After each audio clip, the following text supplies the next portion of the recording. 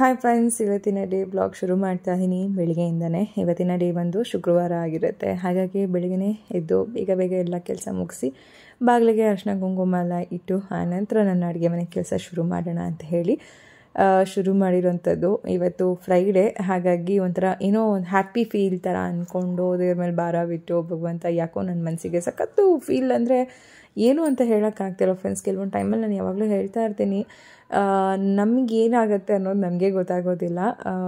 ಒಂದೊಂದು ಸರಿ ಹಾಗೆ ಕೆಲವೊಂದು ಟೈಮಲ್ಲಿ ಮನುಷ್ಯನಿಗೆ ಮೂಡ್ ಅಪ್ಸೆಟ್ ಆಗೋದು ಅಥವಾ ಅಪ್ ಆ್ಯಂಡ್ ಡೌನ್ ಆಗೋವಂಥದ್ದು ಸಹಜ ಅಲ್ವಾ. ಅದೇ ಥರ ಆಗಿಬಿಟ್ಟು ನಾನು ಸ್ವಲ್ಪ ಯೂಟ್ಯೂಬಿಂದ ಲಾಸ್ಟ್ ಬ್ಲಾಗಲ್ಲೆಲ್ಲ ಬಿಫೋರ್ ಲಾಸ್ಟ್ ಬ್ಲಾಗಲ್ಲಿ ಹೇಳಿದ್ದೆ, ಯೂಟ್ಯೂಬಿಂದ ಸ್ವಲ್ಪ ದೂರ ಇರೋಣ ಅಂತ ಅಂದ್ಕೊಂಡಿದ್ದೀನಿ. ಒಂದು ಸ್ವಲ್ಪ ದಿನ ಬ್ರೇಕ್ ಬೇಕು ಅಂತ ಅನ್ನಿಸ್ತಿತ್ತು ಅಂತ. ಹಾಗಾಗಿ ಸುಮಾರು ಒಂದು ವಾರದ ಗಟ್ಟಲೆ ನಾನು ಬ್ರೇಕ್ ತೊಗೊಂಡೆ ಅಂತೆಲ್ಲೋ ಅನ್ನಿಸ್ತು ನನಗೇನೆ. ಆನಂತರ ನನಗೆ ಅದ್ರ ಬಗ್ಗೆನೂ ಫೀಲ್ ಆಯಿತು. ಅಂದರೆ ನಮಗೆ ಯಾವುದರಿಂದನಾದರೂ ದೂರ ಇರಬೇಕು, ಬೇಡ ಸ್ವಲ್ಪ ದಿನ ಅವಾಯ್ಡ್ ಮಾಡಿದ್ರೆ ಒಳ್ಳೆಯದೇನೋ ಅಂತ ಅಂದ್ಕೊಂಡು ದೂರ ಆಗಬೇಕು ಅಂತ ಅಂದ್ಕೊಂಡ್ರೂ ದೂರ ಇರೋಕ್ಕಾಗಲ್ಲ. ಯಾಕಂದರೆ ಅದರಲ್ಲಿ ನಮ್ಮನ್ನು ಪ್ರೀತಿಸೋರು ಅಥವಾ ನಿಮ್ಮ ಒಂದು ಒಳ್ಳೆಯ ಒಪಿನಿಯನ್ ಇರ್ಬೋದು, ಅಥವಾ ನೀವು ನಮ್ಮನ್ನು ಇಷ್ಟಪಡೋ ರೀತಿ, ನಿಮ್ಮ ಕಮೆಂಟ್ಸ್ ಎಲ್ಲನೂ ಕೂಡ ಏನೋ ಮಿಸ್ ಮಾಡ್ಕೊಳ್ತಾ ಇದ್ದೀನಿ. ಅಥವಾ ನೀವು ನನಗೆ ಹೇಳೋವಂಥದ್ದು, ನಾನು ನಿಮ್ಮ ಹತ್ರ ಏನಾದರೂ ಹೇಳ್ಕೊಳ್ಳೋವಂಥದ್ದನ್ನ ಏನೋ ಒಂಥರ ಸೈಲೆಂಟ್ ಆಗ್ತಾಯಿದ್ದೀನಿ ಅನ್ನೋ ಥರ ಅದು ಒಂದು ಸ್ವಲ್ಪ ಫೀಲ್ ಆಗುತ್ತೆ. ಹಾಗಾಗಿ ಓಕೆ, ತುಂಬ ದಿನದವರೆಗೂ ತುಂಬ ಗ್ಯಾಪ್ ತೊಗೊಳೋದು ಬೇಡ, ಇವಾಗ ಏನಿಲ್ವಲ್ಲ ಆರಾಮಾಗಿದ್ದೀನಿ, ಬ್ಲಾಗ್ ಮಾಡೋಣ ಅಂತ ಅಂದ್ಕೊಂಡು ಇವತ್ತು ಶುಕ್ರವಾರ ಒಳ್ಳೆ ದಿನ. ಅಮ್ಮನವ್ರ ವಾರನೂ ಕೂಡ ಮನೇಲಿ ಬೆಳಗ್ಗೆ ಪೂಜೆ ಎಲ್ಲ ಮಾಡ್ತಾ ಇವತ್ತಿನ ಡೇ ಶುರು ಮಾಡೋಣ ಅಂತ ಶುರು ಮಾಡಿದೆ. ಬಟ್ ಯಾಕೋ ಗೊತ್ತಿಲ್ಲ, ಇವತ್ತೂ ಕೂಡ ನನ್ನ ಟೈಮ್ ಬ್ಯಾಡ್ ಲಕ್ ಆಗಿತ್ತು ಅಂತ ಅನ್ನಿಸ್ತೆ. ಬ್ಯಾಡ್ ಡೇ ಅನ್ನೋ ಥರನೇ ಇತ್ತು. ಬೆಳಗ್ಗೆ ಬ್ಲಾಗ್ ಶುರು ಮಾಡಿ ತಿಂಡಿ ಬಂದು ಇವತ್ತು ಟೊಮೆಟೊ ಬಾತ್ ಮಾಡಿಬಿಟ್ಟು ಜೊತೆಗೆ ಸ್ವೀಟಿಂದ ಡೇ ಶುರು ಆಗಲಿ ಅಂದರೆ ಯೂಟ್ಯೂಬ್ ಅಂದರೆ ಸುಮಾರು ಬ್ರೇಕ್ ತೊಗೊಂಡ್ಬಿಟ್ಟಿದ್ದೆ ನಾನು ಯೂಟ್ಯೂಬಿಂದ. ಯಾವುದಕ್ಕೂ ಕೂಡ ನನ್ನ ಕಮೆಂಟ್ಸ್ಗೆ ರಿಪ್ಲೈ ಮಾಡಿರಲಿಲ್ಲ. ನಾನು ಯೂಟ್ಯೂಬ್ನೇ ನೋಡೋದನ್ನ ಬಿಟ್ಬಿಟ್ಟಿದ್ದೆ. ಹಾಗಾಗಿ ಓಕೆ ಬೇಡ, ಅದಕ್ಕೋಸ್ಕರ ಸಿಹಿ ಮಾಡಿ ದೇವರ ಹತ್ರ ಒಂಥರ ಬೇಡ್ಕೊಂಡು ಆ ನಂತರ ಡೇನ ವ್ಲಾಗ್ನ ಎಲ್ಲ ಶುರು ಮಾಡೋಣ. ಇನ್ಮೇಲಾದರೂ ಆ ಒಂದು ವ್ಲಾಗ್ ಚೆನ್ನಾಗಿ ಹೋಗಲಿ ಅನ್ನೋ ಥರ ಏನೋ ಖುಷಿಯಿಂದ ಸ್ವೀಟ್ ಪೊಂಗಲು ಮಾಡ್ತಾ ಜೊತೆಗೆ ಟೊಮೆಟೊ ಬಾತ್ ಮಾಡ್ತಾ ಶುರು ಮಾಡಿದೆ. ಬಟ್ ಯಾಕೋ ಗೊತ್ತಿಲ್ಲ, ಬ್ಯಾಡ್ ನ್ಯೂಸ್ ಊರಿಂದ ಬಂತು. ನಮ್ಮನೆಯವರು ತಕ್ಷಣ ಊರಿಗೂ ಕೂಡ ಹೊರಡ್ಬೇಕಾಗಿ ಬಂತು. ಆವಾಗ ಅಂದ್ಕೊಂಡೆ, ಯಾಕೆ ಈ ಥರ ಆಗ್ತಾಯಿದೆ, ಎಲ್ಲೋ ಒಂದು ಕಡೆ ಅದೇ ಯಾವಾಗಲೂ ಏನಾದರೂ ನಮಗೆ ಬೇಜಾರಾಗಿ ಆದಾಗ ಅಥವಾ ಏನಾದರೂ ಕಷ್ಟ ಅಥವಾ ನೋವು ಅಂತ ಆದರೆ ಪದೇ ಪದೇ ಬ್ಯಾಕ್ ಟು ಬ್ಯಾಕ್ ಅದು ನಮ್ಗೆ ಹಂಗೆ ಆಗ್ತಾ ಇರುತ್ತೆ. ಅದು ಒಂದೊಂದ್ಸರಿ ಅನಿಸ್ಬಿಟ್ಟೈತೆ ನಮ್ಮನ್ನೇ ಹುಡ್ಕೊಂಡು ಕಷ್ಟ ನೋವು ಅಥವಾ ಬೇಜಾರುಗಳು ಬರುತ್ತೆ, ಅಥವಾ ನಾವು ಅದನ್ನು ಹುಡ್ಕೊಂಡು ಹೋಗ್ತಾ ಇದ್ದೀವ ಅನ್ನೋದು ಗೊತ್ತಾಗೋದಿಲ್ಲ. ಎಲ್ಲೋ ಒಂದು ಕಡೆ ಇದನ್ನೆಲ್ಲ ಸೈಡ್ಗೆ ಇಡಬೇಕು. ಯಾಕಂದರೆ ಅದನ್ನೇ ಯೋಚನೆ ಮಾಡ್ತಾ ಅಥವಾ ಕೆಲವೊಂದು ಟೈಮಲ್ಲಿ ಯಾರೋ ಏನೋ ನಮ್ಗೆ ಅಂದ್ಬಿಟ್ರು, ನನಗೆ ಯಾಕೆ ಇವ್ರು ಈ ಥರ ಅಂದರು, ನಾನೇನು ಮಾಡಿದ್ದೆ ಅಂತ ಆ ಥರದೇ ಥಿಂಕ್ ಮಾಡ್ತಾ ಇದ್ದರೆ ಅದು ಮಾಡಿನೇ ಅರ್ಧ ದಿನಗಳು ಹೊಟ್ಟೋಗ್ಬಿಡುತ್ತೆ. ನಂದು ಹಾಗೆ ಆಗೋದು. ನನಗೇನಂದರೆ ಯಾರಾದರೂ ಏನಾದರೂ ಹೇಳಿದ್ರೆ ಅಥವಾ ನಾನು ಯಾರಿಗಾದ್ರೂ ಏನಾದರೂ ಹೇಳಿದಾಗ ಅವ್ರು ಏನಾದರೂ ಫೀಡ್ಬ್ಯಾಕ್ ಕೊಟ್ಟಾಗ ನಾನೇನು ತಪ್ಪು ಮಾಡಿದೆ, ಇದರಲ್ಲಿ ನನ್ನಿಂದ ಏನಾಯಿತು, ನನಗೆ ಅನ್ಸಿದ್ದು ಹೇಳಿದ ತಪ್ಪ ಅಥವಾ ನಾನು ತಿಳ್ಕೊಂಡಿದ್ದು ತಪ್ಪ, ಈ ಥರ ಯೋಚನೆ ಮಾಡೇ ದಿನಗಳು ಕಳೆದುಬಿಟ್ಟಿರ್ತೀನಿ. ಹಂಗಾಗಿ ಓಕೆ ಬೇಡ, ಇನ್ಮೇಲೆ ಈ ಥರ ಎಲ್ಲ ಯೋಚನೆ ಮಾಡೋದು ಬೇಡ. ಹೇಗೆ ಬರುತ್ತೆ ಹಾಗೆ ಜೀವನ ತೊಗೊಳ್ತಾ ಹೋಗೋಣ. ಅಥವಾ ಮುಂದೆ ಹೀಗೆ ಇರಬೇಕು ಅನ್ನೋದು ತಪ್ಪು, ಅಥವಾ ನಾವು ಹೀಗೆ ಬದಲಾಗಬೇಕು ಅನ್ನೋದು ತಪ್ಪು. ಬೇಡ, ಹೆಂಗಿರುತ್ತೆ ಹಂಗೆ ಹೋಗೋಣ ಅಂದ್ಕೊಂಡು ಶುರು ಮಾಡಿದೆ. ಬಟ್ ಆಗಿಲ್ಲ. ಇವಾಗ ಟೈಮ್ ಬಂದು 8 ಗಂಟೆ ಆಗ್ತಾ ಬಂತು. ಇನ್ನೇನು ಶೆಂಡು ಪೂಜೆ ಮಾಡಿಬಿಟ್ಟು ತಿಂಡಿ ತಿಂದರೆ ಮುಗೀತು. ತಿಂಡಿ ಆಯಿತು, ಇನ್ನೂ ಏರೋಟಾಗಿಲ್ಲ, ಪೊಂಗಲ್ ಆಯಿತು, ಹಾಲು ಕಾಯಿಸಿಟ್ಟಿದ್ದೀನಿ, ಜೊತೆಗೆ tomato Baat, Chaitu snacks box ಕೂಡ ರೆಡಿ ಮಾಡ್ಕೊಂಡಿದ್ದಾಯಿತು. ಇವಾಗ ಅವ್ರು ಪೂಜೆ ಮಾಡಿ ಹೋಗ್ತಾರೆ. ಆಮೇಲೆ ನಾನು ಫ್ರೆಶಪ್ ಆಗಿ ಇನ್ನೊಂದ್ಸರಿ ದೇವರಿಗೆ ನಮಸ್ಕಾರ ಮಾಡುವಂಥದ್ದು. ಕಂಪ್ಲೀಟ್ ದೇವ್ರ ಮನೆ ಎಲ್ಲನೂ ಕ್ಲೀನ್ ಮಾಡಿದ್ದಾಯಿತು. ಸಂಡೇನೂ ಕರೆಕ್ಟಾಗಿ ಬ್ಲಾಗ್ ಮಾಡೋಕ್ಕೋಗಿಲ್ಲ. ಜೊತೆಗೆ ಒಂದು Monday Tuesday Wednesday Thursday 4 days ನಾನು ಬ್ಲಾಗ್ ಮಾಡೋಕ್ಕಾಗಿಲ್ಲ. ಏನು ಬ್ಲಾಗ್ ಮಾಡಬೇಕು ಅಂತ ಮೂಡೇ ಇಲ್ಲ, ಯಾಕೆ ಏನು ಅನ್ನೋದೇ ಗೊತ್ತಾಗ್ತಿಲ್ಲ. ಬೇಜಾರಾಗ್ಬಿಡುತ್ತೆ. ಓಕೆ, ಇವತ್ತಾದರೂ ಹ್ಯಾಪಿಯಾಗಿ ಬ್ಲಾಗ್ ಶುರು ಮಾಡೋಣ, ಫ್ರೈಡೇ ಶುಕ್ರವಾರ ದೇವ್ರು ನೆನೆಸ್ಕೊಂಡು ಬ್ಲಾಗ್ ಶುರು ಮಾಡೋಣ ಅಂತ ಹೇಳಿ ಶುರು ಮಾಡಿದೆ. ಬಟ್ ಅಷ್ಟರಲ್ಲಿ ಒಂದು ಬ್ಯಾಡ್ ನ್ಯೂಸ್, ಅದೇ ಬೇಜಾರಾಯಿತು. ಊರಲ್ಲಿ ನಮ್ಮ ತೋಟ ಎಲ್ಲ ನೋಡ್ಕೊಳ್ಳೋ ಅಂಥವ್ರು ಯಾರಿದ್ದಾರೆ ಅವರ ಹೆಂಡತಿ ತೀರೋದ್ರು ಅಂತ ಹೇಳಿ ಸುದ್ದಿ ಅಂತು. ಒಂಥರ ಬೆಳಗ್ಗೆ ಇವೆಲ್ಲ ಕೇಳಬೇಕು ಈ ಥರ ಅಂದರೆ ಬೇಜಾರಾಗುತ್ತೆ. ಏನಂತ ಇನ್ನು ವಯಸ್ಸಾಗಿರಲಿಲ್ಲ ಅವರಿಗೆ. ಬಟ್ ಏನಂದರೆ ಏನೋ ಹಾರ್ಟ್ ಪ್ರಾಬ್ಲಮ್ ಆಗಿತ್ತು. ಫಸ್ಟು ಮೈಸೂರಲ್ಲಿದ್ದರು ಅವರು. ಆಮೇಲೆ ನೋಡಿದ್ರೆ ಸ್ಟ್ರೋಕ್ ಆಯಿತು ಅಂತ. ಯಾವುದಕ್ಕೆ ಮೆಡಿಸಿನ್ಸ್ ಕೊಡೋದು, ಹಾರ್ಟ್ ವೀಕ್ ಅಂದರೆ ಹಾರ್ಟ್ ಪ್ರಾಬ್ಲಮ್ ಏನಿದೆ ಅದಕ್ಕೆ ಮೆಡಿಸಿನ್ಸ್ ಕೊಟ್ಟರು ವರ್ಕ್ ಆಗ್ತಾಯಿಲ್ಲ, ಸ್ಟ್ರೋಕು ಕೊಟ್ಟರು ವರ್ಕ್ ಆಗ್ತಾಯಿಲ್ಲ. ಹೀಗಾಗಿ ಸುಮಾರು ದಿನ ಹಾಸ್ಪಿಟಲಲ್ಲೇ ಇದ್ದರು. ಬಟ್ ಇವತ್ತು ಒಂದು ಬ್ಯಾಡ್ ನ್ಯೂಸ್ ಬಂತು, ಅದೇ ಬೇಜಾರಾಯಿತು. ಏನೂ ಮಾಡೋಕ್ಕಾಗಲ್ಲ. ಕೆಲವೊಂದು ಟೈಮಲ್ಲಿ ಯಾರ ಆಯಸ್ಸು ಯಾರ ಕೈಲೂ ಇರೋದಿಲ್ಲ ಅಂತಾರಲ್ಲ ಹಾಗೆ. ಅದೊಂಚೂರು ಬೇಜಾರಾಯಿತು. ಅದೇ ಅಂದ್ಕೊಂಡೆ ನಾನೇ ಮೆಂಟಲಿ ಸ್ವಲ್ಪ ಬ್ಯಾಡ್ ಅನ್ನೋ ಏನೋ ಒಂಥರ ಬೇಜಾರಾಗ್ಬಿಟ್ಟಿತ್ತು. ಕೆಲವೊಂದು ಟೈಮಲ್ಲಿ ನಮ್ಮ ಮಾತು ಅಥವಾ ನಮ್ಮಿಂದ ಏನೋ ಒಂಥರ ನಮಗೆ ಹಿಂಸೆ ಅನ್ನೋ ಥರ ಅನಿಸ್ಬಿಡುತ್ತೆ. ಕೆಲವೊಂದು ಟೈಮಲ್ಲಿ ನಮ್ಮ ಮಾತು ನಮಗೆ ತೊಂದರೆ ಕೊಡೋವಂಥದ್ದು ಅಥವಾ ನಮಗೆ ಏನಾದರೂ ಹಿಂಸೆ ಆಗೋವಂಥದ್ದು ಆಗ್ತಾ ಇರುತ್ತೆ. ಅದೇ ಬೇಜಾರು. ನನ್ನ ಚಿಂಟು ಏನಾದರೂ ಮಾತಾಡಬೇಕಾದ್ರೆ ನಿಜವಾಗ್ಲೂ 100 ಸರಿ ಇರಿಟೇಟ್ ಮಾಡ್ತಿರ್ತಾನೆ ಅವನಿಗೆ. ಅಲ್ಲೇ ಇದೆ ನೋಡು ಹೂವು ಡೈನಿಂಗ್ ಟೇಬಲ್ ಮೇಲೆ. ಬೇಜಾರಾಗಿ ಹೋಗ್ಬಿಟ್ಟಿತ್ತು. ಹಂಗಾಗಿ ಓಕೆ ಇವತ್ತು ಸ್ವಲ್ಪ ಖುಷಿಯಾಗಿ ಬ್ಲಾಗ್ ಮಾಡೋಣ ಅಂದ್ಕೊಂಡು ಶುರು ಮಾಡಿದೆ. ಇವಾಗ ಮನೆಯವ್ರು ಊರಿಗೆ ಹೊರಟಿದ್ದಾರೆ. ಇನ್ನು ಇವತ್ತು ಹೋದರೆ ಅವ್ರು ಬರೋದು ಇನ್ನು ಸಂಡೇ. ಯಾಕಂದರೆ ಊರಲ್ಲಿ ಸ್ವಲ್ಪ ಕೆಲಸ ಇದೆ. ಒಟ್ಟಿಗೆ ಹೋಗ್ತದೇನೆಲ್ಲ ಎಲ್ಲ ಮುಗಿಸ್ಕೊಂಬರ್ತೀನಿ ಅಂತ ಅಂದರು. ಇನ್ನು 3 ದಿನ ನಮ್ಮದೇ ಮನೆ ನಮ್ಮದೇ ಕೆಲಸ ಅಷ್ಟೆ. ನೋಡೋಣ ಹೇಗೋಗುತ್ತೆ ಏನು ಎತ್ತ ಎಲ್ಲ ಶುರು ಮಾಡಿಬಿಟ್ಟಿದ್ದೀನಿ. ಇವಾಗ ಸ್ಟಾಪ್ ಮಾಡಬೇಕಂತ ಅನ್ನಿಸ್ತಿಲ್ಲ. ಹೇಗೋಗುತ್ತೆ ಹಾಗೆ ಶೇರ್ ಮಾಡ್ಕೊಳ್ತೀನಿ ಅಷ್ಟೆ. ಹೀಗೆ ಬ್ಲಾಗ್ನ ಶುರು ಮಾಡಿದ್ದಂಥದ್ದು ಮಗ ಎಲ್ಲ ಪೂಜೆ ಮಾಡೋಕ್ಕೂ ಕೂಡ ಶುರು ಮಾಡಿಕೊಂಡು ಎಲ್ಲ ರೆಡಿ ಮಾಡ್ಕೊತಾ ಇದ್ದ. ಅಂದರೆ ಹಿಂದಿನ ದಿನ ದೇವ್ರ ಮನೆ ಎಲ್ಲನೂ ಕ್ಲೀನ್ ಮಾಡಿದ್ದೆ. ನಾನು ಹೇಳಿದಾಗೆ ನನ್ನ ತಲೆಯಲ್ಲಿ ಅಂದ್ಕೊಂಡಿದ್ದ ಹಾಗೆ ಇವತ್ತು ಹೊಸದಾಗಿ ಹೊಸ ದಿನವಾಗಿ ಶುರು ಮಾಡ್ಕೋಬೇಕು ಫ್ರೈಡೇ ನಾನು ಒಂದು ಕಾರಣಕ್ಕೆ ಕಂಪ್ಲೀಟ್ ಮನೆಯೆಲ್ಲ ಕ್ಲೀನ್ ಮಾಡಿಕೊಂಡು ದೇವ್ರ ಮನೆಯೆಲ್ಲ ಪೂರ್ತಿ ಕ್ಲೀನ್ ಮಾಡಿ ಸಿಹಿಯಿಂದ ಡೇ ಶುರು ಮಾಡೋಣ ಅಂತ ಅಂದ್ಕೊಂಡು ಎಲ್ಲನೂ ಕೂಡ ಮಾಡ್ಕೊಂಡ್ಬಂದೆ. ಆಮೇಲೆ ಅದು ಯಾಕೋ ಗೊತ್ತಿಲ್ಲ ವಿಚಾರ ಗೊತ್ತಾದ್ಮೇಲೆ ಸಖತ್ ಬೇಜಾರಾಗೋಯ್ತು. ಯಾಕಂದರೆ ಈಗಂತೂ ಎಲ್ಲ ಸುಮಾರು ಜನ ಒಂದೊಂದು ರೀತಿಯಾಗಿ ಮಾತು ಕತೆ ಹೇಳ್ತಾರೆ. ಎಷ್ಟು ಸತ್ಯ ಎಷ್ಟು ಸುಳ್ಳು ನಂಗೆ ಗೊತ್ತಿಲ್ಲ. ಈ ಕೋವಿಶೀಲ್ಡ್ ಅಥವಾ ಕೋವ್ಯಾಕ್ಸಿನ್ ಏನು ಇಂಜೆಕ್ಷನ್ಸ್ಗಳು ಹಾಕಿಸ್ಕೊಂಡಿದ್ದೀವಿ ನಾವು. ಹಾಕಿಸ್ಕೊಂಡಿರೋದ್ರಿಂದನೇ ಹಾರ್ಟ್ ಪ್ರಾಬ್ಲಮ್ಗಳು ಬರ್ತಾ ಇರೋವಂಥದ್ದು. ಈಗೆಲ್ಲ ಬೇಗನೆ ದಿಢೀರ್ ಅಂತ ಹೇಳಿ ಹಾರ್ಟ್ ಅಟ್ಯಾಕ್ ಆಗ್ತಾ ಇರೋದು. ಎಷ್ಟೋ ಜನ ಈ ಹಾರ್ಟ್ ಪ್ರಾಬ್ಲಮಿಂದ ಸಾಯ್ತಾ ಇರೋದೇ ಈ ವ್ಯಾಕ್ಸಿನೇಷನಿಂದ ಅಂತ ಹೇಳ್ತಾರೆ. ಇದು ನನಗೆ ನಿಜವಾಗ್ಲೂ ಎಲ್ಲೋ ಒಂದು ಕಡೆ ಇದೊಂದು ಸರಿ ಸತ್ಯ ಇರಬಹುದು ಅಂತಲೂ ಕೂಡ ಅನಿಸುತ್ತೆ. ಕೆಲವೊಂದು ಇವನ್ನೆಲ್ಲ ನಂಬಾರ್ದು ಅಂತಲೂ ಅನಿಸುತ್ತೆ. ಬಟ್ ಇತ್ತೀಚೆಗೆ ನಮ್ಮ ಸುತ್ತಮುತ್ತಲ್ಲ ಸುಮಾರು ಜನಕ್ಕೆ ಈ ಥರದ್ದು ಪ್ರಾಬ್ಲಮ್ಗಳು ಕಾಣಿಸ್ಕೊತಾ ಇರೋದ್ರಿಂದ ಒಂಥರ ಭಯನೂ ಶುರುವಾಗಿದೆ. ಬಟ್ ಮೇಲೊಬ್ಬ ದೇವರಿದ್ದಾನೆ, ಭಗವಂತ ಕಾಪಾಡಪ್ಪ ಅನ್ನೋದಷ್ಟೇ ನಮ್ಮ ಕೈಲಿ ಆಗುವಂಥದ್ದು ಅಷ್ಟೇ, ಏನು ಮಾಡೋಕ್ಕಾಗೋದಿಲ್ಲ. ಹಂಗಾಗಿ ಎಲ್ಲ ಸ್ವಲ್ಪ ಬೇಜಾರಾಗಿಬಿಟ್ಟು ಅವತ್ತಿನ ಡೇನೇ ನನಗೆ ಕಂಟಿನ್ಯೂ ಮಾಡೋದಕ್ಕೆ ಆಗಲಿಲ್ಲ. ಇಲ್ಲಿಗೆ ಸ್ಟಾಪ್ ಮಾಡಿದೆ. ವ್ಲಾಗ್ ಕಂಟಿನ್ಯೂ ಮಾಡ್ತಾ ಇದ್ದೀನಿ. ಇವತ್ತು ಬಂದು ಸ್ಯಾಟರ್ಡೆ ಶನಿವಾರ. ಯಾಕೋ ಗೊತ್ತಿಲ್ಲ ಸರಿಯಾಗಿ ಒಂದು ವಾರದಿಂದ ವ್ಲಾಗ್ ಅಂತೂ ಮಾಡೋಕ್ಕಾಗ್ತಾ ಇಲ್ಲ. ಸಖತ್ ಬೇಜಾರಾಗ್ತಾಯಿದೆ ನನಗೆ. ಎಷ್ಟು ಖುಷಿಯಿಂದ ವ್ಲಾಗ್ ಶುರು ಮಾಡ್ತೀನಿ, ಅದು ಮುಂದುವರ್ಸೋಕ್ಕೆ ಆಗ್ತಾ ಇಲ್ಲ. ರೀಸನ್ ಏನೂ ಗೊತ್ತಿಲ್ಲ. ಸರಿಯಾಗಿ ವ್ಲಾಗ್ ಮಾಡೋಕ್ಕಾಗ್ತಾಯಿಲ್ಲ. ಒಂದು ಕಡೆ ಮಾಡಿರೋದು ಯಾವುದೋ ವ್ಲಾಗು ಕೂಡ ಇಲ್ಲ. ಎಡಿಟ್ ಮಾಡಿ ಅಪ್ಲೋಡ್ ಮಾಡೋಣ ಅಂದರೆ ಈ ಒಂದು ವಾರ ಕಂಪ್ಲೀಟ್ ಫೀಲ್ ವೆರಿ ಬ್ಯಾಡ್. ಏನು ಅಂತ ಹೇಳ್ಕೊಳಕ್ಕಾಗ್ತಿಲ್ಲ. ನೆನ್ನೆ ವ್ಲಾಗ್ನ ಇವತ್ತು ಕಂಟಿನ್ಯೂ ಮಾಡ್ತಾಯಿದ್ದೀನಿ. ಮನೆಯವ್ರು ನೆನ್ನೆ ಊರಿಗೆ ಹೋದರು. ಆಲ್ರೆಡಿ ಹೇಳಿದೆ ಎಷ್ಟು ಖುಷಿಯಿಂದ ನೆನ್ನೆ ವ್ಲಾಗ್ನ ಶುರು ಮಾಡಿದೆ. ಬಟ್ ಅದೊಂದು ಸಾವಿನ ಸುದ್ದಿ ಬಂತು. ಆಮೇಲೆ ಬೇಜಾರಾಯಿತು. ಯಾಕಂದರೆ ಮನುಷ್ಯನಿಗೆ ಸಾವು ಬರಬೇಕು, ಒಂದೇ ಸರಿ ಹೋಗೋ ಥರ ಸಾವು ಬರಬೇಕು. ಅದು ಬಿಟ್ಬಿಟ್ಟು ದೇವರು ಪದೇ ಪದೇ ಟೆಸ್ಟ್ ಅಂದರೆ ಒಂದು ಪರೀಕ್ಷೆ ಕೊಟ್ಟು ನಮ್ಮನ್ನು ಜೀವ ತೊಗೋಬಾರ್ದು. ಒಂಥರ ಹೆಂಗಂದ್ರೆ ಈ ಥರ ಎಲ್ಲ ಜೀವ ಹೋಗ್ಬಿಟ್ರೆ ಭಾಳ ಹಿಂಸೆ, ಒಂಥರ ಬೇಜಾರು ಕೂಡ. ಬಟ್ ಏನೂ ಮಾಡೋಕ್ಕಾಗಲ್ಲ. ದೇವರು ಬಾ ನಿನ್ನ ಅವಧಿ ಮುಗೀತು, ಇಲ್ಲಿದ್ದಿದ್ದು ಸಾಕು ಅಂದಾಗ ಎಲ್ಲರೂ ಹೋಗಲೇಬೇಕು. ಅಟ್ಲೀಸ್ಟ್ ನಾನು ದೇವ್ರ ಹತ್ರ ಕೇಳ್ಕೊಳ್ಳೋದು ಒಂದು 65 ವರ್ಷದವರೆಗೂ ಆದರೂ ಆಯಸ್ ಕೊಡಬೇಕು. 65 ವರ್ಷದವರೆಗೂ ಈಗಿನ ಜನ್ರೇಷನ್ಗೆ ಹೋಲಿಸ್ಕೊಂಡ್ರೆ 65 ಒಂದು 70 ವರ್ಷ ಕೊಟ್ಟರು ಹೆಚ್ಚು. ನಮಗೆ 70 ವರ್ಷ ಕೊಟ್ಟರೆ ಹೆಚ್ಚು. ಅಟ್ಲೀಸ್ಟ್ 65 ವರ್ಷನಾದರೂ ಆಯಸ್ ಇರಬಾರ್ದ. ಬಟ್ ಯಾರು ನೋಡಿ 50 ವರ್ಷ 55 ವರ್ಷಕ್ಕೆ ಸತ್ತು ಹೋಗ್ತಿದ್ದಾರೆ. ಓಕೆ, ಇವಾಗ ಮಗಳು ರೆಡಿಯಾಗಿ ನಿಂತಿದ್ದಾರೆ. ಕರ್ಕೊಂಡೋಗಿ ಇವಾಗ ಅವ್ರನ್ನ ಸ್ಕೂಲಿಗೆ ಬಿಟ್ಟು ಆಮೇಲೆ ಬಂದು ನಾನು ನನ್ನ ಮಗ ಇಬ್ಬರು ಬ್ರೇಕ್ಫಾಸ್ಟ್ ಮಾಡ್ಕೊಳ್ಳೋಣ ಅಲ್ಲಪ್ಪ. ಹಾಂ ಆಯಿತು ಮಾಡಪ್ಪ ನೀನು. ಮಗ ನನಗೆ ಕಸ ಎಲ್ಲ ಗುಡಿಸಿ ಮನೆ ಒರೆಸ್ಕೊಡ್ತೀನಿ ಅಂತ ಹೇಳ್ತಾ ಇದ್ದಾನೆ.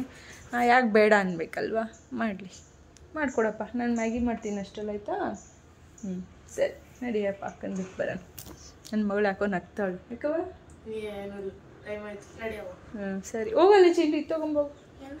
ಪರ್ಸ್ ನಂದು ಬ್ಯಾಗ್. ಬೆಳಿಗ್ಗೆ ಎದ್ದು ಮಗಳನ್ನ ಕರ್ಕೊಂಡೋಗಿ ಸ್ಕೂಲಿಗೆ ಬಿಟ್ಟು ಆನಂತರ ಬಂದು ಇವಾಗ ಬ್ರೇಕ್ಫಾಸ್ಟ್ ಮಾಡ್ಕೊತಾ ಇದ್ದೀವಿ. ಇದೇನೆಂದರೆ ನೂಡಲ್ಸ್ನ ಮ್ಯಾಗಿ ಏನಿದೆ ಮ್ಯಾಗಿನ ಬಿಸಿಯಾಗಿ ಆವಾಗಲೇ ಮಾಡ್ಕೊಂಡು ತಿಂದರೆ ಆ ಒಂದು ಟೇಸ್ಟು ಮಾಡಿಟ್ಟು ಆಮೇಲೆ ಬಂದು ತಿನ್ನೋಕ್ಕಾಗಲ್ಲ. ಹಾಗಾಗಿ ಬೆಳಗ್ಗೆ ಚೈತನ್ಯಂಗೂ ಕೂಡ ಮ್ಯಾಗಿನೇ ಮಾಡಿಕೊಟ್ಟಿದ್ದೆ, ಅವಳೊಬ್ಳಿಗೆ ಸಪ್ರೇಟ್ ಮಾಡಿಕೊಟ್ಟಿದ್ದೆ. ಆಮೇಲೆ ಚೈತನ್ಯನ ಬಿಟ್ಟು ಬಂದು ಆಮೇಲೆ ನಾನು ಚಿಂಟು ಮಾಡ್ಕೊಂಡ್ರಾಯ್ತು ಅಂತ ಅಂದ್ಕೊಂಡು ಇವಾಗ ಇಲ್ಲಿ ಚಿಂಟುಗೂ ನನಗೂ ಮಾಡ್ಕೊಳ್ತಾ ಇದ್ದೀನಿ. ಮನೆಯವರು ಇಲ್ಲ ಅಂತಂದರೆ ಒಂಥರ ತಿಂಡಿಗಾಗಲಿ ಅಡುಗೆಗಾಗಲಿ ನನಗೆ ಯೋಚನೆ ಇರೋದಿಲ್ಲ. ಏನಿರುತ್ತೆ ಅದನ್ನು ನಾನು ನನ್ನ ಮಕ್ಕಳು ಅಡ್ಜಸ್ಟ್ ಮಾಡಿಕೊಂಡು ತಿನ್ಕೊಂಡ್ಬಿಡ್ತೀವಿ, ಇದೇ ಮಾಡಬೇಕು ಅನ್ನೋ ಥರ ಇರೋದಿಲ್ಲ. ಜೊತೆಗೆ ಅವರು ಕೂಡ ಹೇಳಿದರು ಊರಲ್ಲಿ ಏನಾದರೂ ಕೆಲಸ ಬೇಗ ಮುಗಿದ್ರೆ ಶನಿವಾರನೇ ಬರ್ತೀನಿ, ಇಲ್ಲ ಅಂತಂದರೆ ಭಾನುವಾರ ಬರ್ತೀನಿ ಅಂತ. ಯಾಕಂದರೆ ನಾವು ಅಡಿಕೆ ಗಿಡ ಹಾಕಿಸಿ ಸುಮಾರು ಒಂದು 5 ವರ್ಷದ ಮೇಲೆ ಆಯಿತು ಅಂತಲೇ ಅನ್ಬಹುದು. ಯಾಕಂದ್ರೆ ನನ್ನ ಮಗ ಹುಟ್ಟಿದ ಮೇಲೆ ಹಾಕ್ಸಿದ್ದು ಒಂದು 5ರಿಂದ ಒಂದು 6-6.5 ವರ್ಷ ಆಗಿರ್ಬೋದು. ಇದೇ ನಮ್ಮ ಮೊದಲನೇ ಬೆಳೆ ಅಡಿಕೆಯಲ್ಲಿ ನಾವು ನೋಡಿರೋ ಅಂಥದ್ದು. ಅಂದರೆ ಫಸ್ಟು ಒಂದು ಕಡೆ ಹಾಕ್ಸಿದ್ರು, ಅದನ್ನೆಲ್ಲ ತೋರಿಸಿದ್ದೀನಿ ಫ್ರೆಂಡ್ಸ್. ನಾನು ಊರಿಗೆ ಹೋದಾಗ ನೆಕ್ಸ್ಟ್ ಇನ್ನೊಂದ್ಸರಿ ಯಾವಾಗಲಾದರೂ ತೋರಿಸ್ಬಿಟ್ಟು ಹೇಳ್ತೀನಿ. ಆ ಒಂದು ಜಾಗದಲ್ಲಿ ಫಸ್ಟ್ ಬೆಳೆ ಅಂತ ಹೇಳಿ ನಾವು ನೋಡಿದ್ದಂಥದ್ದು ಅಂದರೆ ಈ ಅಡಿಕೆಯಲ್ಲಿ ಈ ವರ್ಷವೇ. ಹಾಗಾಗಿ ಆ ಒಂದು ಅಡಿಕೆ ಪೂಜೆ ಅನ್ನೋದೇನು ಅಂದರೆ ಮೊದಲನೇ ಬೆಳೆ ಪೂಜೆ ಅನ್ನೋದೇನಿದೆ ಅದನ್ನು ಮಾಡಿ ಆನಂತರ ಅದನ್ನು ಅಡಿಕೆ ಕೀಳಬೇಕು ಅನ್ನೋದೆಲ್ಲ ಏನೋ ಇದೇ ಊರ ಕಡೆ ಮಾಡ್ತಾರೆ. ನಿಮಗೆ ಗೊತ್ತಿರುತ್ತೆ ಎಷ್ಟೋ ಜನಕ್ಕೆ ಗೊತ್ತಿರೋದಿಲ್ಲ. ಮೊದಲನೇ ಬೆಳೆಗೆ ಯಾವಾಗಲೂ ಅಷ್ಟೇ ಆ ಒಂದು ಏನೋ ಒಂದು ಖುಷಿ, ಅದು ಹೇಳ್ಕೊಳ್ಳೋದಕ್ಕೆ ಅಸಾಧ್ಯ. ತುಂಬ ಜಾಸ್ತಿ ಕ್ವಾಂಟಿಟಿಯಲ್ಲಿ ಬಂದಿಲ್ಲದೆ ಇರಬಹುದು, ಬಟ್ ಬಂದಿರೋ ಸ್ವಲ್ಪ ಕ್ವಾಂಟಿಟಿಗೂ ಅಷ್ಟು ಖುಷಿ ಇರುತ್ತೆ. ಹಾಗಾಗಿ ಮನೆಯವರು ಹೇಗೂ ಸಾವಿಗೆ ಹೋಗ್ತಾ ಇದ್ದೀನಲ್ಲ, ಹೋಗಿಬಿಟ್ಟು ಊರಲ್ಲಿ ಹೋಗಿ ಸ್ವಲ್ಪ ಗಿಡಗಳ್ದೆಲ್ಲ ನೋಡಿಕೊಂಡು ಅಡಿಕೆನೆಲ್ಲ ಕಟ್ ಮಾಡಿಸಿ ಅದನ್ನು ಕೊಟ್ಟು ಬರ್ತೀನಿ ಅಂತ ಹೇಳಿದರು. ಜೊತೆಗೆ ಅಮ್ಮ ಹೇಳಿದರು ಅಡಿಕೆನ ನನಗೂ ಕೂಡ ಹಾಗೆ ತೊಗೊಂಬರೋಕ್ಕೆ ಹೇಳು, ಹಸಿ ಅಡಿಕೆನ ನಾನೇ ಇಲ್ಲಿ ಸಿಪ್ಪೆ ಎಲ್ಲ ಸುಲಿದು ಅದನ್ನು ಒಣಗಿಸಿ ಇಟ್ಕೊತೀನಿ ಅಂತೆಲ್ಲ ಹೇಳಿದರು. ಯಾಕಂದರೆ ನಾರ್ಮಲಿ ನಾವು ಅಡಿಕೆ ಏನು ತೊಗೋತೀವಿ ಪ್ರತಿಯೊಂದು ಅಡಿಕೆಗೂ ಕೂಡ ಬಣ್ಣ ಕಟ್ಟಿನೇ ಅವರು ಬೇಯಿಸುವಂಥದ್ದು. ಬೇಯಿಸ್ಬೇಕಾದ್ರೆ ಸ್ವಲ್ಪ ಬಣ್ಣ ಹಾಕಿನೇ ಕಲರ್ ಮಿಕ್ಸ್ ಮಾಡಿನೇ ಬೇಯಿಸಿ ಆ ನಂತರ ಅವರು ಅದನ್ನು ಸೇಲ್ ಮಾಡೋದು. ಹಂಗಾಗಿ ನಮ್ಮಮ್ಮ ಏನಂತಿದ್ರು ಬಣ್ಣ ಏನೋ ಹಾಕ್ತೆ ಹಾಗೆ ಇರೋದನ್ನೇ ಡೈರೆಕ್ಟ್ ತೊಗೊಂಬರೋಕ್ಕೆ ಹೇಳು ಅಂತ. ಅದನ್ನು ನಾವು ಹೇಳಿದ್ವಿ, ಊರಿಗೆ ಹೋಗ್ತಾಯಿದ್ದೀರಲ್ಲ ಹೆಂಗೋ ಅಮ್ಮಂಗೂ ಅಡಿಕೆ ತೊಗೊಬನ್ನಿ ಅಂತ. ಸರಿ ಅಂತ ಹೇಳಿ ಮನೆಯವರು ಅಲ್ಲಿ ಊರಲ್ಲಿ ಅವರು ಅಡಿಕೆ ಪೂಜೆ ಮಾಡಿದ್ದಿರ್ಬೋದು ಅಥವಾ ಆ ಒಂದು ಬೆಳೆ ಕಟ್ ಮಾಡಿದ್ದು ಅದನ್ನೆಲ್ಲನೂ ಕೂಡ ಕಂಪ್ಲೀಟ್ ಅವ್ರು ನನಗೆ ವೀಡಿಯೋ ಮಾಡಿ ತೋರಿಸ್ತಾಯಿದ್ರು. ನಮ್ಮ ಮನೆಯವ್ರಿಗೆ ಇದೆಲ್ಲನೂ ಅವ್ರು ಅಷ್ಟಾಗಿ ಏನೂ ಮಾಡೋದಿಲ್ಲ ಫ್ರೆಂಡ್ಸ್. ಹೋಗ್ತಾರೆ ಅವ್ರ ಕೆಲಸ ಏನಿದೆ ಅದು ಮಾಡ್ಕೊಂಬರ್ತಾರೆ. ಬಟ್ ಇವೆಲ್ಲ ನನಗೆ ಪರ್ಟಿಕ್ಯುಲರಾಗಿ ಮಾಡಲೇಬೇಕು ಅನ್ನೋದಿರುತ್ತೆ. ಯಾಕಂದ್ರೆ ಊರಲ್ಲೂ ಸುಮಾರು ಜನ ಹೇಳ್ತಾ ಇರ್ತಾರೆ ಮೊದಲನೇ ಬೆಳೆ ಏನೇ ನೀವು ಮಾಡಿದ್ರೂ ಕೂಡ ಅದಕ್ಕೊಂದು ಪೂಜೆ ಮಾಡಿ ಫಸಲು ಇನ್ನೂ ಚೆನ್ನಾಗಿ ಬರಲಿ, ಚೆನ್ನಾಗಿ ಒಂದು ಮುಂದಕ್ಕೆ ಬೆಳವಣಿಗೆ ಆಗಲಿ ಅನ್ನೋ ಒಂದು ದೇವರ ಆಶೀರ್ವಾದ ತೊಗೋಬೇಕು ನೀವು ಏನೇ ಮಾಡಿದ್ರು ಅಂತ. ಹಂಗಾಗಿ ನಾನು ಹೇಳಿ ಕಳಿಸಿದ್ದೆ ಎಲ್ಲಿಂದ, ನನಗೆ ನೀವು ಮಾಡ್ತಿರೋ ಇಲ್ಲೋ ಆಮೇಲೆ ಸುಮ್ಮನೆ ಮಾಡದೇ ಇದ್ರೂ ಕೂಡ ಮಾಡಿದೆ ಅಂತ ಹೇಳ್ಬಿಡ್ತೀರ, ನನಗೆ ಅದನ್ನು ಅಟ್ಲೀಸ್ಟ್ ಒಂದು ಫೋಟೋನಾದರೂ ಕಳಿಸಿ ನೀವು ಪೂಜೆ ಮಾಡಿರೋದು ಅಂತ ಹೇಳಿದ್ದೆ. ಅದಕ್ಕೆ ಅವ್ರೇನು ಮಾಡಿದರು, ವೀಡಿಯೋ ಕಾಲೇ ಮಾಡಿಬಿಟ್ಟು ಅಲ್ಲಿ ತೋಟದಲ್ಲಿ ಕೆಲಸ ಮಾಡೋ ನಮ್ಮ ಹುಡುಗಂಗೆ ಫೋನ್ ಕೊಟ್ಟು ಕಂಪ್ಲೀಟ್ ತೋರ್ಸಪ್ಪ ನಾನು ಏನೇನು ಮಾಡ್ತಾಯಿದ್ದೀನಿ ಹೇಗಿದೆ ಅಂತ ಅಂದ್ಬಿಟ್ಟು ಅಲ್ಲಿ ಅವರು ಅಡಿಕೆ ಕಿತ್ತಿದ್ದಾಗ್ಬೋದು, ಇಟ್ಟು ಪೂಜೆ ಮಾಡಿದ್ದು ಎಲ್ಲನೂ ಕೂಡ ಕಂಪ್ಲೀಟು ತೋರಿಸಿದ್ರು. ನಾನು ಅದಕ್ಕೆ ಕೇಳ್ತಾ ಇದ್ದೆ ಅಲ್ಲಿರೋರಿಗೆಲ್ಲ ಹೋಗಲಿ ಸ್ವೀಟ್ ಏನಾದರೂ ತಂದಿದ್ದೀರಾ ಅಂದರೆ ಏನಿಲ್ಲ ಅಂತೆ, ಕಡಲೆಪುರಿ ಸಕ್ಕರೆ ಅಂತೆ. ನಾನು ಇದೆಂತ ಕಡಲೆಪುರಿ ಸಕ್ಕರೆ ಕೊಡ್ತಾ ಇದ್ದೀರಾ ಅಂತ. ಆ ಕಡೆ ಎಲ್ಲ ಊರ ಕಡೆ ಎಲ್ಲ ನಾವು ಹಾಗೆ ಮಾಡೋದು, ಏನಿದೆ ಕಡಲೆ ಸಕ್ಕರೆ ಕೊಡ್ತೀವಿ, ಇಲ್ಲ ಅಂತಂದರೆ ಕಡಲೆಪುರಿ ಸಕ್ಕರೆ ಕೊಡ್ತೀವಿ ಅಂದರು. ಏನೋ ಹೊಸದು ನಿಮ್ಮದು ಏನಾದರೂ ಮಾಡ್ಕೊಳ್ರಪ್ಪ, ಅಟ್ಲೀಸ್ಟ್ ಪೂಜೆ ಮಾಡಿದ್ರಲ್ಲ ಖುಷಿ ಆಯಿತು ಅಂದ್ಬಿಟ್ಟು ಆ ನಂತರ ನಾನು ಸಂಜೆಯಿಂದ ವ್ಲಾಗ್ನ ಕಂಟಿನ್ಯೂ ಮಾಡಿದ್ದಂಥದ್ದು. ಇವತ್ತು ಶನಿವಾರ ಆಗಿದ್ದರಿಂದ ದೇವಸ್ಥಾನಕ್ಕೆ ಹೋಗೋದಿರುತ್ತೆ. ಸುಷ್ಮಾ ಏನು ಬರೀ ದೇವಸ್ಥಾನ ಅಂತ ಓಡಾಡ್ತಾರೆ ಅಂತ ಅಂದ್ಕೋಬಿಡಿ. ಕೆಲವೊಂದು ಇರುತ್ತಲ್ವ ಮನೆಗೆ ಒಳ್ಳೆಯದಕ್ಕಾಗ್ಬೋದು ಅಥವಾ ಮಕ್ಕಳ ಒಂದು ಶ್ರೇಯಸ್ಸಿಗೆ ಅಥವಾ ಅವರಲ್ಲಿ ಏನಾದರೂ ಒಂದು ದೋಷಗಳಿದ್ರೆ ಆ ಪರಿಹಾರಕ್ಕೆ ದೇವ್ರನ್ನ ಬಿಟ್ಟರೆ ಬೇರೆ ಜ್ಞಾನ ನಂಬೋ ಹಾಗಿಲ್ಲ ಅಥವಾ ಯಾರ ಹತ್ರ ಏನನ್ನು ಕೇಳೋ ಹಾಗಿಲ್ಲ. ಅದಕ್ಕೆ ಏನಿದ್ರು ನೀನೇ ನೋಡ್ಕೊಳಪ್ಪ ಭಗವಂತ ಅಂತ ನನ್ನ ದೇವಸ್ಥಾನಕ್ಕೆ ಹೋಗೋಂಥದ್ದಿರುತ್ತೆ. ಹಾಗಾಗಿ ಇವತ್ತು ಷಣ್ಮತ್ಮನ ದೇವಸ್ಥಾನಕ್ಕೆ ಹೋಗಬೇಕಾಗಿತ್ತು. ಎಷ್ಟೋ ಜನ ಹೇಳಿದ್ರಿ ಶನಿ ದೋಷ ಏನಾದರೂ ಇದ್ದರೆ ಆಂಜನೇಯ ದೇವಸ್ಥಾನಕ್ಕೆ ಹೋಗಿ ಸುಷ್ಮಾ ಕರ್ಕೊಂಡು ಶನಿವಾರ ಹೊತ್ತು ಅಂತ. ಪ್ರತಿ ಮಂಗಳವಾರ ಆಂಜನೇಯ ದೇವಸ್ಥಾನ, ಷಣ್ಮತ್ಮನ ದೇವಸ್ಥಾನ, ಸುಬ್ರಹ್ಮಣ್ಯ ಸ್ವಾಮಿ ದೇವಸ್ಥಾನ ಮೂರೂ ಕೂಡ ದೇವರು ಒಂದೇ ಕಡೆ ಇರುವಂತಹ ದೇವಸ್ಥಾನಕ್ಕೂ ಕೂಡ ಹೋಗಿ ಬರ್ತಾರೆ. ಆದರೆ ಶನಿವಾರ ಹೊತ್ತು ಹೋಗಿ ಎಳ್ಬತ್ತಿ ಹಚ್ಬಿಟ್ಟು ಬರುವಂಥದ್ದಿರುತ್ತೆ.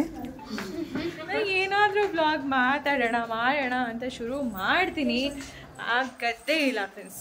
ಫೈನಲಿ ಮನೆಯವರು ಊರಿಂದ ಹೊರಟಿದ್ದಾರೆ, ಬರ್ತಾ ಇದ್ದಾರೆ. ನಾವು ದೇವಸ್ಥಾನಕ್ಕೆ ಹೋಗಿದ್ವಿ, ಮನೆಯಲ್ಲಿ ಸಂಜೆ ಪೂಜೆ ಎಲ್ಲ ಮುಗಿಸಿ ಷಣ್ಮತ್ಮನ ದೇವಸ್ಥಾನಕ್ಕೆ ಹೋಗಿ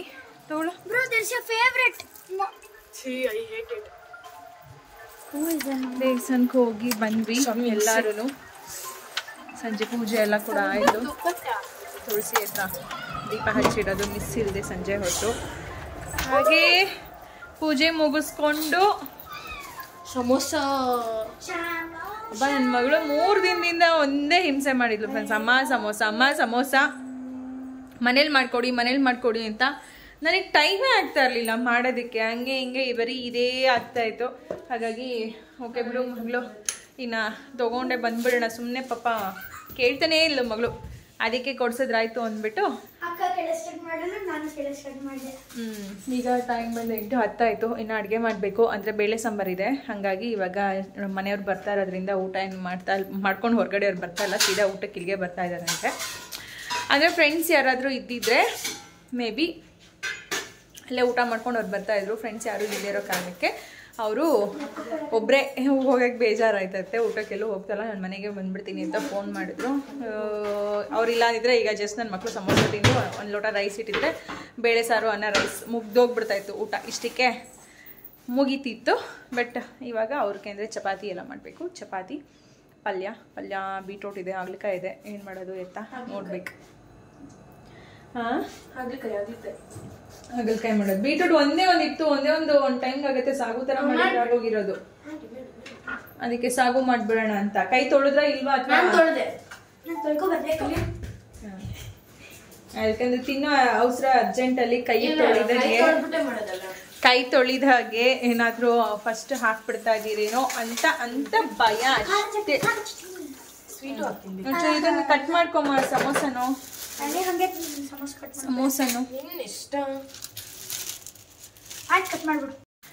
ಪ್ರೆಸ್ ಮಾಡು ಸಾಕು. ಪ್ರೆಸ್ ಮಾಡಿ ಶೇಪ್ ಔಟ್ ಆಗುತ್ತೆ ಅಂತ. ಖಾರ ಹಂಗಾದ್ರೆ ಸೈಡಲ್ಲಿ ಮೇಲೆ ಹಾಕಿ ಹಂಗೆ ಖಾರ. ಸಮೋಸ ಬ್ರೆಡ್ ಪಕೋಡ ಆ್ಯಂಡ್ ಸಮೋಸ ಇದಿಷ್ಟು ತಂದಿದ್ದು. ಚಿಂಟುಗೆ ಹೋಗ್ಲಿ ಪಾಪ ಅಂತ ಕೊಡ್ತಾ ಇದ್ದೀನಿ, ಇಲ್ಲಾಂದರೆ ಕೊಡ್ತಾ ಇರಲಿಲ್ಲ. ಓದಿದ್ದೆಲ್ಲ ಆಗಿದೆಯಾ? ಆಗಿದ್ರೆ ಓಕೆ ಆಯಿತು.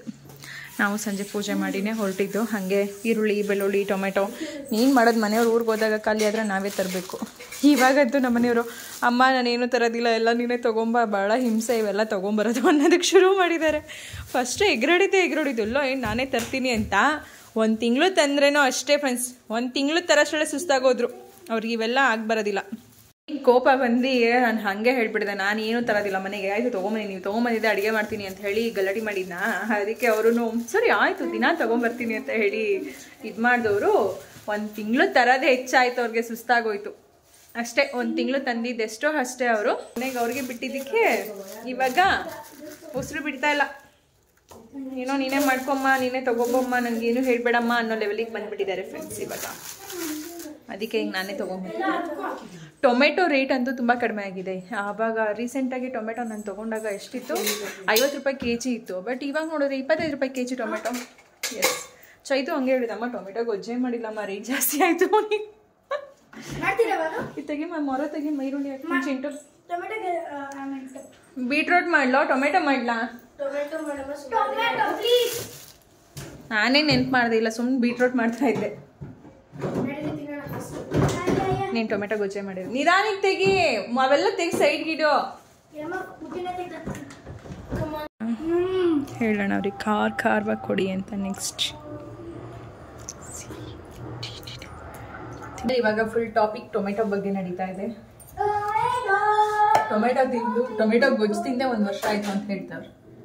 ಟೊಮೆಟೊ ಚಿತ್ರಾನ್ನ ಎಲ್ಲ ಈಗ ರೀಸೆಂಟಾಗಿ ಮಾಡ್ಕೊಟ್ಟಿದ್ದೀನಿ. ಚಿತ್ರಾನ್ನ ಅಲ್ಲ, ಗೊಜ್ಜು.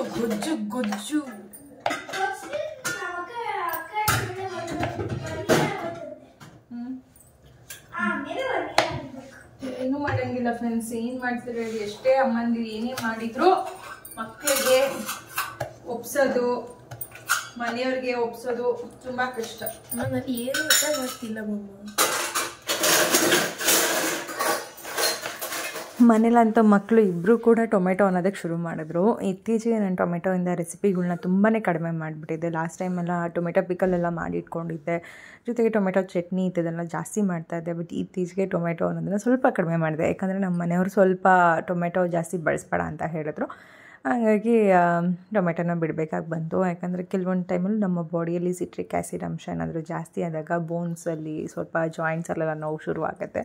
ಆ ಥರ ಎಲ್ಲ ನೋವು ಶುರುವಾದಾಗ ಡಾಕ್ಟರ್ಸ್ ಹೇಳೋದೇನೆಂದರೆ ಟೊಮೆಟೊನ ಸ್ವಲ್ಪ ಕಡಿಮೆ ಮಾಡಿ, ಮತ್ತು ಕೆಲವೊಂದು ಫುಡ್ಡಲ್ಲಿ ಹೇಳಿರ್ತಾರೆ ಇದನ್ನೆಲ್ಲ ಕಡಿಮೆ ಮಾಡಿ ಅಂತ. ನಮ್ಮ ಮನೆಯವರಿಗೆ ಕಡಿಮೆ ಮಾಡಬೇಕು ಅಂತ ಹೇಳಿ ನಾವು ತಿನ್ನೋರು ಎಲ್ಲರೂ ಕೂಡ ಕಡಿಮೆ ಮಾಡ್ಕೊಂಬಿಟ್ವಿ. ನಮ್ಮ ಮನೆಯವ್ರಿಗೆ ಜಾಸ್ತಿ ಹುಣಸೆಹಣ್ಣನ್ನ ಬಳಸಬೇಕಾಗಿ ಬಂತು. ಅವರು ಟೊಮೆಟೊ ಕಡಿಮೆ ಮಾಡು, ಜಾಸ್ತಿ ಹುಣಸೆಹಣ್ಣು ಬೆಳೆಸು ಅಂತ ಹೇಳ್ತಾ ಇದ್ದಿದ್ದಕ್ಕೆ ನಾನು ಟೊಮೆಟೊಯಿಂದ ಮಾಡೋ ಎಷ್ಟೋ ರೆಸಿಪಿಗಳನ್ನ ಸ್ಟಾಪ್ ಮಾಡಿಬಿಟ್ಟಿದ್ದೆ. ಈಗಲೇ ನಾನು ಟೊಮೆಟೊ ಬಾತ್ ಅಂತಲೂ ಕೂಡ ಮಾಡಿದ್ದು, ಟೊಮೆಟೊ ಬಾತು ಕೂಡ ಮಾಡಿರಲಿಲ್ಲ.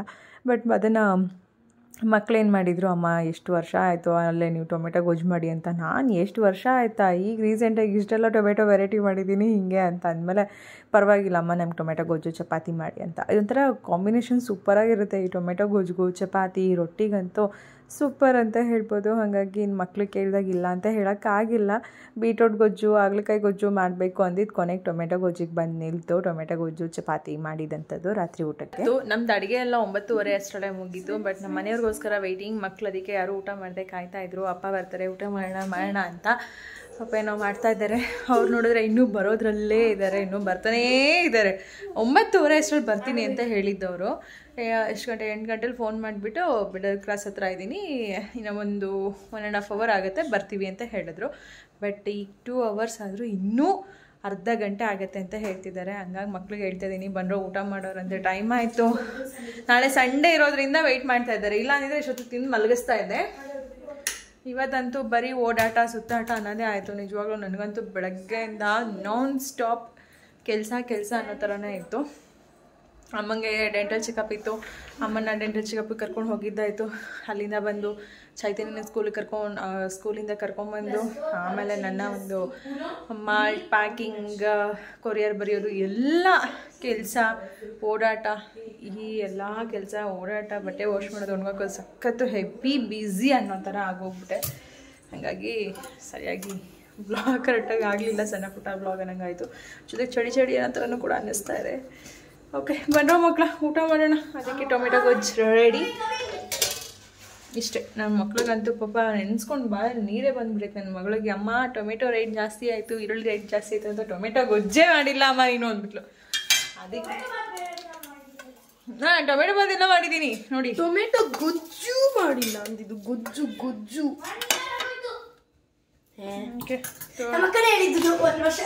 ಆಯ್ತು. ಇವಾಗ ಎಲ್ಲರೂ ಕೂಡ ಚಪಾತಿ ಟೊಮೆಟೊ ಗೊಜ್ಜು ತಿಂದು ಇನ್ನೇನು ಮಾಡೋಣ.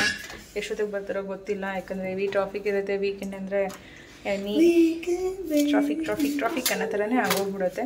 ನಾವು ಇಷ್ಟೊತ್ತು ಕಾದಿದ್ದೀವಿ, ಬಟ್ ಅವ್ರು ಬಂದಿಲ್ಲ. ಹಾಕೊಡ್ರು ಪ್ಲೇಟ್ ಇಟ್ಕೊಡ್ರು. ಹಾಗಾಗಿ ಇವಾಗ ಊಟ ಮಾಡಿ ಮಲ್ಗೋ ಅಂಥದ್ದು ಇವತ್ತಿನ ನಂದು ಒಂದು ಡೈಲಿ ರುಟೀನ್, 1-2 days ವ್ಲಾಗ್ ಅನ್ನೋ ಥರನೇ ಆಯಿತು. ಇಲ್ಲಿಗೆ ವ್ಲಾಗ್ನ ಎಂಡ್ ಮಾಡೋಣ. ಮತ್ತೆ ಸಿಗೋಣ ಇನ್ನೊಂದು vlog. Bye friends, thank you for watching. Bye bye. Like and share and comment and subscribe. Bye bye. Bye. Bye.